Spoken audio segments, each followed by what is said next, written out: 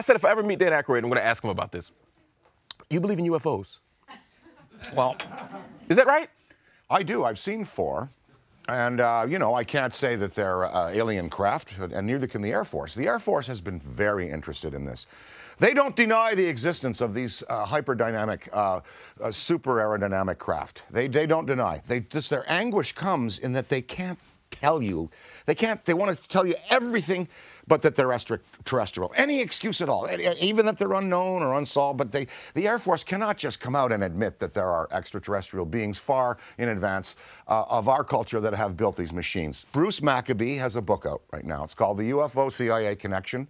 Or the UFO FBI CIA Connection. It's you can get it on Amazon. Bruce Maccabee is a former consultant for the Department of Surface Naval Warfare, for the division in the Navy there that covers surface naval warfare. He's a physicist. I mean, this is not some flake, and he has gone and taken meticulous research and gotten everything basically over the last, since the 40s, that the Air Force, the CIA, the FBI have written about it. And they're very interested in knowing what's going on, but they, like us, they don't know. Have they asked you about the 4 you saw? I didn't discuss with Bruce that, but they were definitely, well, there was one, well, 2 specifically were definite aerial constructs of some kind with one of them with a light and one of them dull gray. And they were structures, and one of them going very slow, one of them hovering over me, and then there were the 2 that my wife and friends and I saw a high-altitude sighting many years ago in Martha's Vineyard. 2 flying side by side. They were about 100,000 feet up, and they were going fast. And I just had my driver the other day. I went to work there, you know, and I had a driver that got the driver to spare the knee and the ankle and the hip.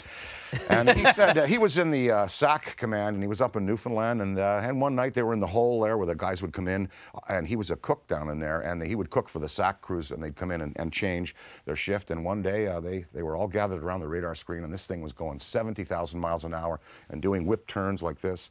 Wow. So yeah, no, I believe that like Lord, you know, the Lord Hill Norton said, that there's probably many species coming and going, and that the Air Force is very interested. They don't deny the existence, but they can't come out and say, you know, because then you're going to go, you know, wait a minute.